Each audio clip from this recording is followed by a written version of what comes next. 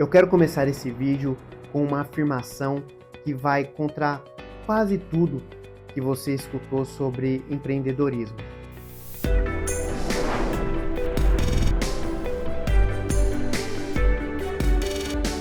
Na maioria das vezes, o que te trava não é falta de coragem, não é falta de motivação e nem, na maioria dos casos, falta de conhecimento. Na verdade, em muita gente, quanto mais conhecimento existe, maior é o travamento. E isso não é opinião. Se empreender fosse uma questão de saber mais, as pessoas mais inteligentes, mais técnicas, mais preparadas seriam as que mais empreendem. Mas o que a gente vê na prática é o oposto. Pessoas extremamente capazes, com leitura, formação, repertório, visão paralisadas, enquanto outras com menos preparo técnico, menos clareza e até menos habilidades aparentes simplesmente começam. Então hoje a gente vai responder a pergunta que realmente importa: por que as pessoas capazes não confiam que dão conta?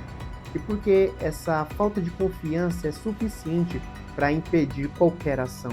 Existe uma frase que virou quase um mantra moderno: ainda não estou pronto. Ela soa responsável, soa madura, soa inteligente, mas ela esconde uma armadilha psicológica. Quando alguém diz ainda não estou pronto, normalmente está assumindo que um bloqueio é técnico, que falta algo fora, mais informação, mais método, mais clareza. Só que essa explicação não se sustenta na realidade.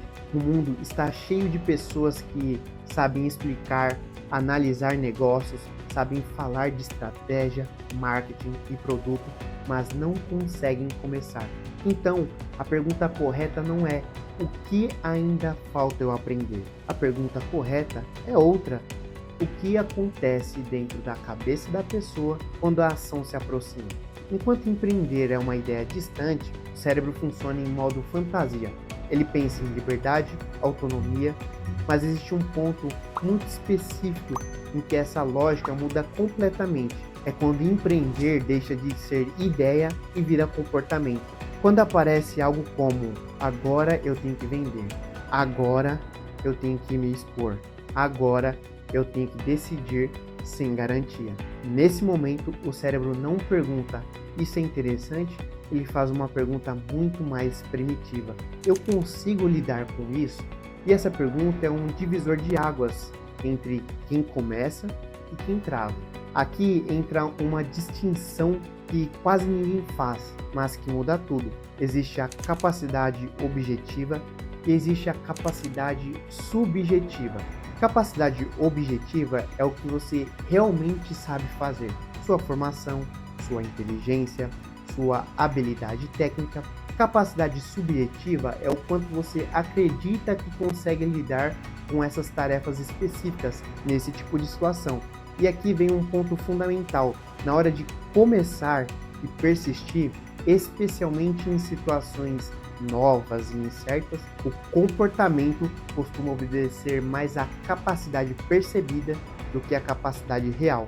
A habilidade objetiva importa, mas ela só vira ação quando a pessoa acredita que consegue usar essa habilidade. Pense em duas pessoas que sabem dirigir igualmente bem. As duas têm experiência, as duas já pegaram estrada. Agora colocam essas duas pessoas sozinhas à noite numa estrada desconhecida. A primeira pessoa pensa: se eu errar o caminho, eu paro, olho o mapa e me viro. A segunda pessoa pensa: se eu errar, eu não sei lidar com isso. Objetivamente, as duas são parecidas. Subjetivamente, são opostas. Quem entra no carro não é o mais habilidoso, é o que acredita que consegue lidar com o imprevisto. Esse mecanismo tem um nome na psicologia: autoeficácia. Autoeficácia não é autoestima, não é pensamento positivo, não é se achar incrível. Autoeficácia é a crença de que você consegue executar ações e lidar com as consequências dessas ações em um domínio específico. Ela não responde à pergunta: vai dar certo? Ela responde a outra pergunta: se não der certo, eu consigo lidar? E é isso que define se alguém age ou não. Isso não é achismo, Em estudos experimentais sobre autoeficácia, quando pessoas com habilidades semelhantes são colocadas diante de tarefas desafiadoras, aquelas que acreditam mais na própria capacidade tendem a persistir mais, testar estratégias diferentes e lidar melhor com o erro. Com o tempo, essas pessoas tendem a melhorar objetivamente, não porque a crença seja uma mágica, mas porque a crença sustenta esforço, prática e ajuste. Agora, aqui entra um ponto essencial. Autoeficácia não é delírio. Existe uma frase dura, mas verdade. Não existe nada mais perigoso do que um idiota com iniciativa. E isso está correto. Crença sem competência não constrói negócio, constrói prejuízo. Autoeficácia não diz acredite e vá. Ela diz haja acreditando que consegue lidar com o processo, enquanto constrói competência real.